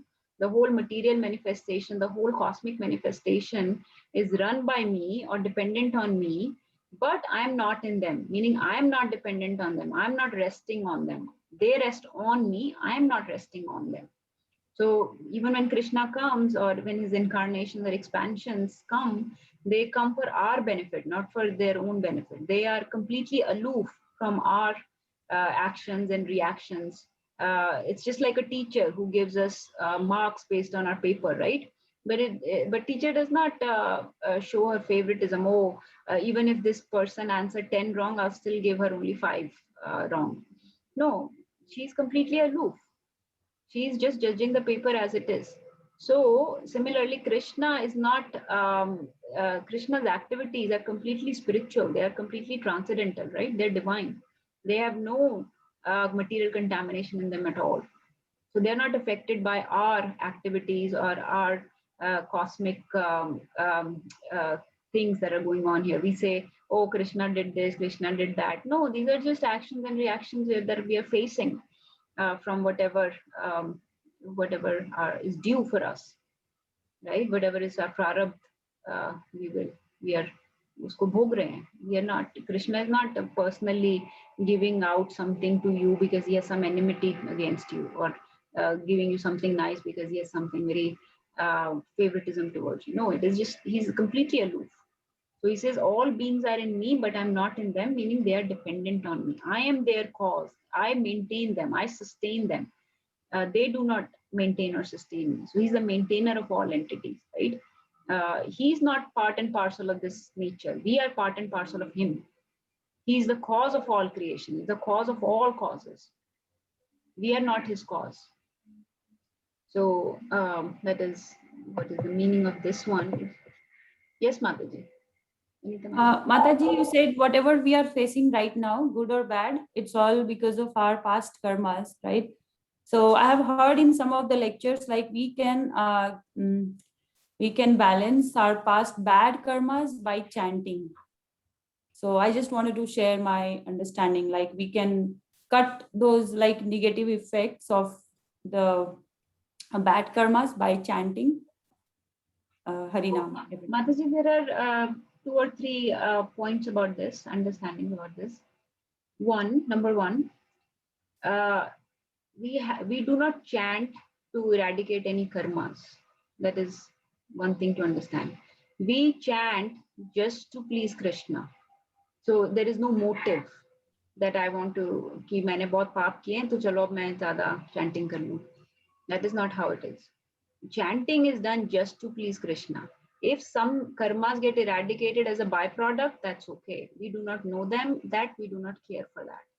So the mood of a devotee is that chanting is done, Harinam Sankirtan is done as part of pleasing Krishna. It is our Nitya Dharma, our eternal, our Sanatan Dharma, this Yug Dharma. It is not done to eradicate our past, sins or anything. Secondly, there are various types of prarabdhas, and this is given very much in detail in Nectar of Devotion. Okay, so there are some karmas that have already fructified, meaning that there are some that are still in the form of a seed; they have not fructified. Some that are not, that are very dormant. So there are 3 or 4 levels. I'm not remembering which ones, but the ones that have fructified, we have to now face them. So the law of karma is very, very complex. It is very hard to say what sins we committed, how many of those have fructified, how many of those are still in seedling stage, how many of those are dormant. It is said that by bhakti, the ones that are in dormant stage or seedling can be eradicated or removed. But the ones that have already fructified, we still have to face them. And then another higher, another thing that gets added onto this is if we do take initiation, then our guru takes up on all our karmas. So the guru is taking responsibility of all our karmas then. That is if you do take initiation by a bona fide guru, then the Prabhuji, guru. can you elaborate a little bit more? What do you mean by guru taking your karma? Like, so the guru takes responsibility that he will take you back to Godhead. So your karmas start at 0 again. So your bank balance goes down to 0 again. When you take an initiation, then all your previous karmas, the guru is taking up on him. So it's a very big responsibility on the guru at that time, that when they when you're taking initiation, that's why it's called as in Bhagavatam, where we read, twice born. When you take initiation, you kind of have birth again. That is your birth of your spiritual life from there on. So all your karma that you have had, the guru is taking responsibility of them from there on, and your bank balance starts from 0 then. So the main thing is, on our level, we just have to eradicate the propensity to commit any sins. So remember that chanting, it doesn't mean that, okay, I can do whatever nonsense I want and then I'll chant 2 rounds extra tomorrow, that will eradicate my sins. It doesn't work like that, right? So that is actually one of the offenses. Remember, there are 10 offenses, right, Vaishnav? 10 offenses, 10 aprad, nam aprad that you can do. One of the offenses that you would commit a sin in the name of chanting, that I'm chanting, so I'm okay to do whatever, I'll just chant extra. That's not how it works. So chanting is not taking away your sins like that. You have to eradicate the propensity to commit sins. It's not like people going to confessionals and say, okay, I've confessed my sin, and so I'm okay to I'm killed somebody last week. I confessed, so I'm okay. Slate is clear. Now I'm okay to commit more sins. So next week I'll commit one more offense or sin, and then I'll go and confess again. That is not how chanting works, and that is not the purpose of chanting. It is actually a very big offense if sins are committed in the name of chanting. That since I'm chanting, I'm okay to treat people bad, or I'm okay to commit sins, evil acts, or offenses. So that is. But Mataji, your understanding is partly correct, that when you chant, some of your karmas are taken care of, because the ones which have not fructified, you are chanting will help, because your bhakti will get better. That is more than actually any positive thing you can do or we can do for ourselves, because even in astrology it is described, like Amol Jira Prabhu's lecture I mentioned before. He describes that we have in astrology, in people do palm reading and stuff. We've got a lot of things that are already planned based on this, right? Based upon your lifespan, a lot of things are already planned based upon your previous karmas. But there is no line for bhakti, that what is going to be your bhakti life, how much bhakti can you do. There's no line for that. That is not determined as yet. That is determined by whatever you are doing now, and that can change completely. You can take it to 100%, 50%, 20%. That all will be decided as every round that you chant, every time we take Harinam, it is getting in that bank balance. Thank you so much, Prabhuji. Mataji, having said all of this is the mood of a devotee, right? That we don't chant to eradicate our sins, we chant to please Krishna, right? But what does Krishna says? Krishna says, Sarva dharman parityaja mam ekam sharanam vraja aham tvam sarva papebhyo mokshayishami masrucha. You do not care. I will take away your sins. Aham tvam sarva papebhyo mokshayishami. I'll take away all your sins. Right? So we just have to chant by surrendering to Krishna. We just don't have to think anything. Yes, you do not care. Patani millions of sins what we have committed. You do not go into the complexity of the law of karma. It is beyond us. Krishna says it in Bhagavad Gita that this law of karma is very difficult to understand. And part of it is because we just know what I know is what I've done in this life. I may have done some good karmas in this life, but what about my previous life? I have no idea. Did I kill somebody? Did I do something other bad thing? Did I steal some money? Did I, do something really bad to somebody who was ill or dying or whatever? Who knows? We don't know. We have had so many millions of births, and then and that's why we don't know how patit we are. So that's why we have to, one time I had this question, actually, just to share my own understanding, and partly is I was questioning, and I think I'm almost convinced, but I was questioning that, we read if we do one, we have just had Pap Mochan Ekadashi, right? That we keep one Ekadashi Vrata and it takes away the sins of killing thousands of Brahmins. What? So I must be the most exalted person by now. I've kept like so many Ekadashis. Wow. But how so Abhinanda Prabhu in his lecture says, how do you know you have not killed millions? You had so many births. So how many pap you may have done, we have no idea. And that's why still we are in this material world. But Mataji, your understanding, as everybody explained, there is partly correct. But also what Mataji said, the intention of chanting is like your preparation. This whole life we are just starting to prepare for our final exam. So if we start chanting now, and then when we are dying, automatically the name of Krishna will be there. And that's how he says that once you take my name, you are basically delivered. So that is the whole process. But as they are saying, the chanting is going to increase your devotion, the love, because you're saying like Atharva Babu is saying your name 24 times, 24 hours. How you pleased you will be? Will you be? Yes. The same thing. We are saying our Supreme Father name it's 16 rounds. There's also science in that, like how many times we breathe in one day. That many times we are saying in 16 rounds.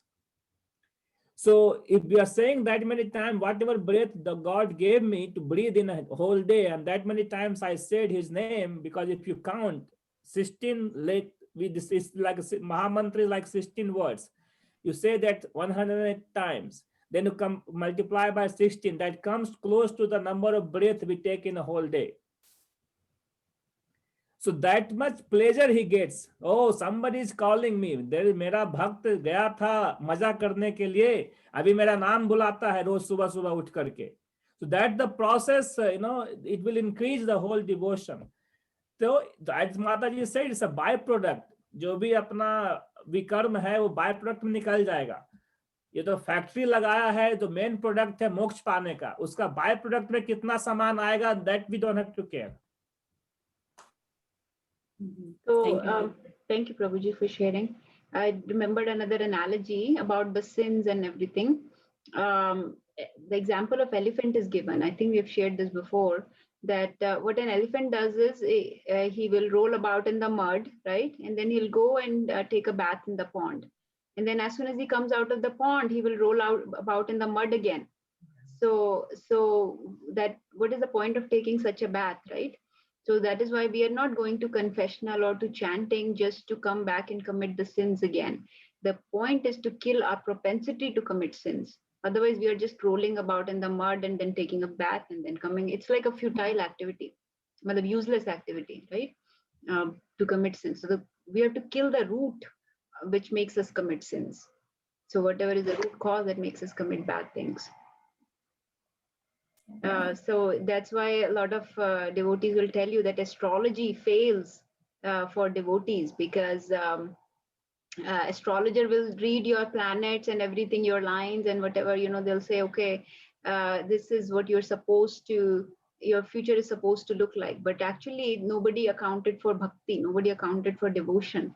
So devotion is completely unaccounted for, right? It is completely your free will to do this. And when you do this, your paths and things change. So astrology does not work actually on devotees. जो हरि का भक्त है उसको किसी planets, कोई demigods, किसी की शरण लेने की जरूरत नहीं. Nothing works because you have taken the shelter of Supreme Lord. Everything else is just futile. So astrology doesn't work.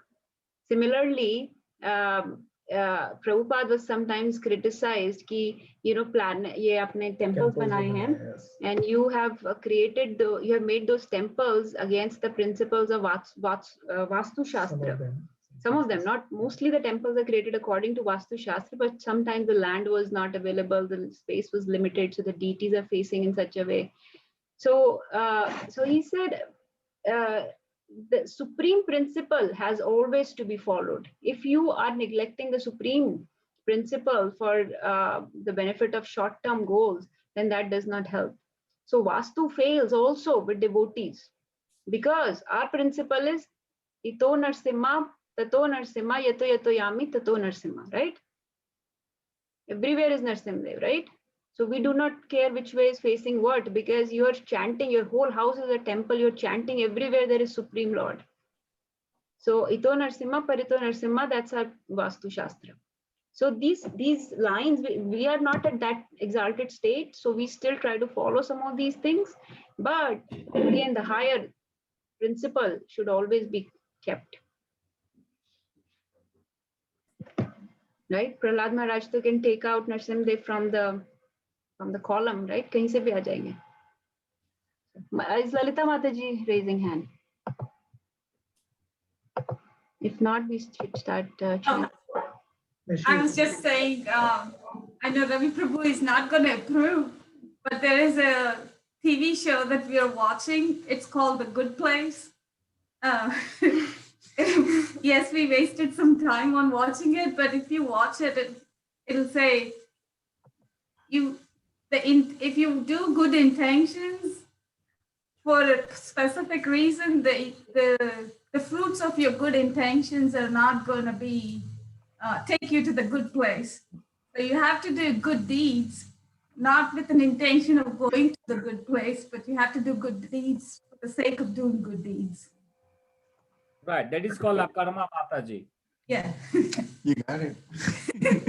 I just watched. Ravi approved the message. Yeah, Ravi approved message. So. No. That is what the akarma. So any good works done with devotion is akarma. So Yes. bhakti ke saath jo kaam Not just for the good thing. So, and actually we are getting that. So that's what even the TV shows are trying to teach us that, hey, look, get into the karma mode and get into the Krishna conscious. So Kavi, akarma is only if it is done for the devotionals, with the devotion in mind, as you were saying. If it is done just for the good deed, but not with keeping Krishna in the center or not for devotion, it is not a karma. It is then just sukarma. Karma. That is karma. That is just karma, the good karma. Yeah, good deeds are karma, but good deeds done with devotion is akarma. Yes. That's a Okay. very simple understanding that we have learned by now. Yes, Prabhu. So we covered till 4th. We'll continue next time. But next 5 or 6 shlokas are very similar, so we can do quickly next time. Let's chant, everybody. Okay. Namo Vishnu Pada Krishna Prishtaya Bhutale Srimati Bhakti Vedanta Swami Ki Namane Namaste Saraswati Devi Gaur Vani Prachari Namaste Saraswati Devi. Shri Advaita Shri Vedanta Shri Bhakta Vrinda, Sri Krishna Chaitanya Krishna Chaitanya Prabhu Nityananda Sri Advaita Gadadhar Srivasadi Gaur Bhakta Vrinda. Hare Krishna Krishna Krishna Hare Hare Hare Ram Ram Hare Hare. Hare Krishna Krishna Krishna Hare Ram Hare Krishna Krishna Hare Hare Hare Ram Ram Hare Hare Krishna Hare Ram. Krishna consciousness, should one give up the demigod worship or can one continue the worship? Just wanted some clarification on that, because there are so many, like, we are conditioned. Yes, ma'am. To do a lot of Ganesh puja, this puja, that puja, everything. So my dad is laughing.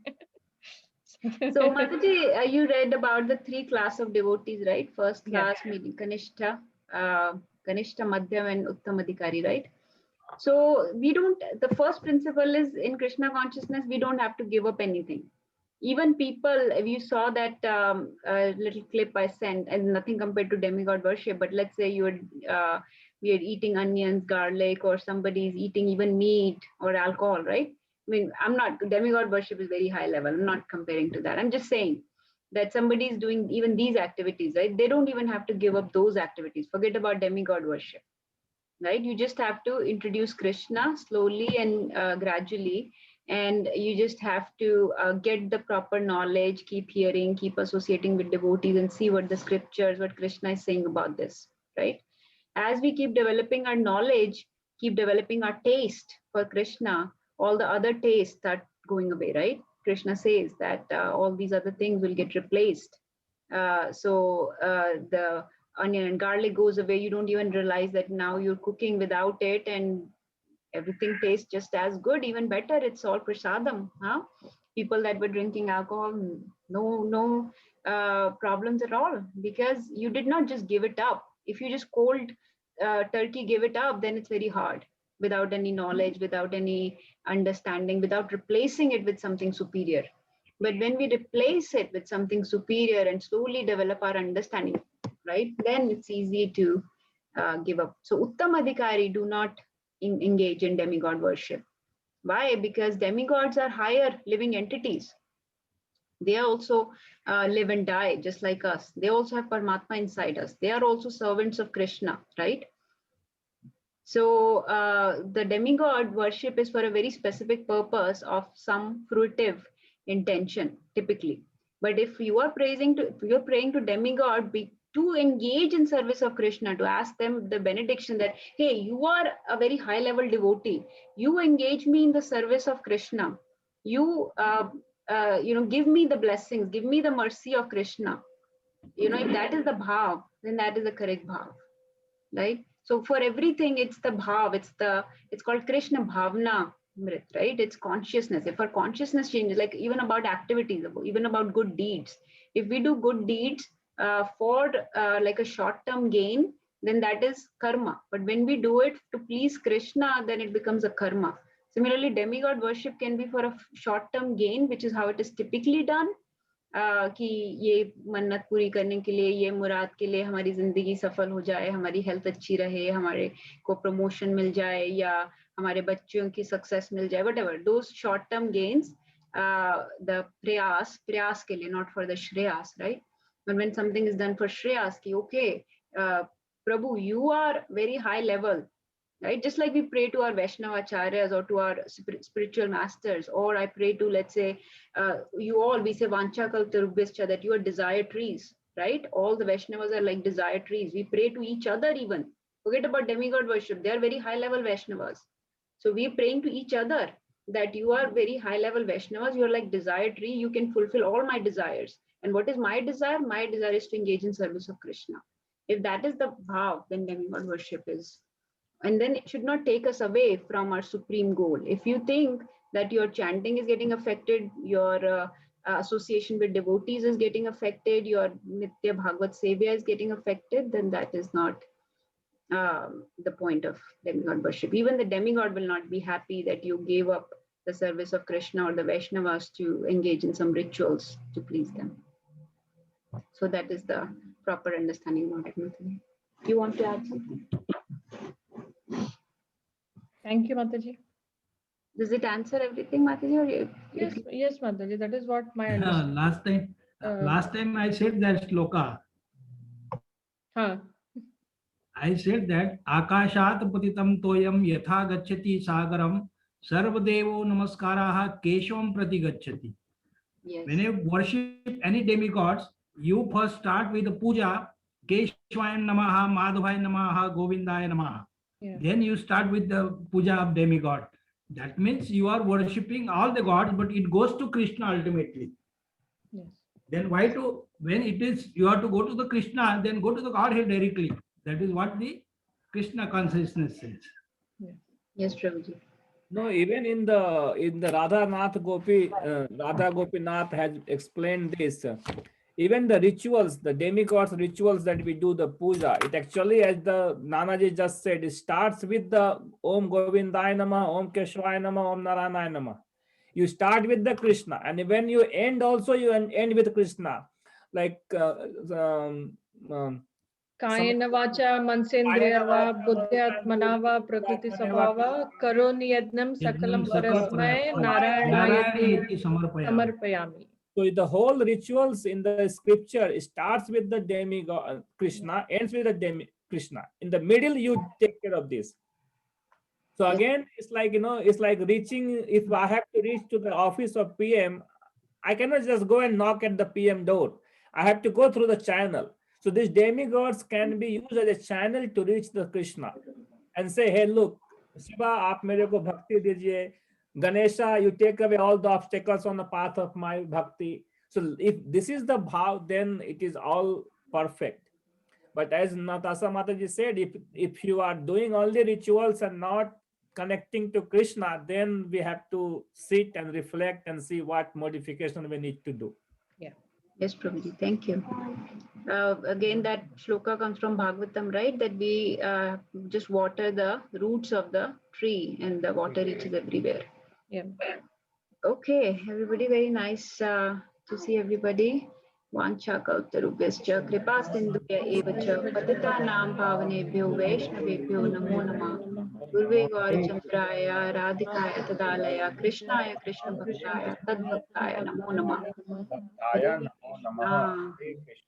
Krishna Prabhupada ki Srimad Bhagavad Gita ki jai. Samast Bhagganon ki jai. Hare Krishna. Hare Krishna.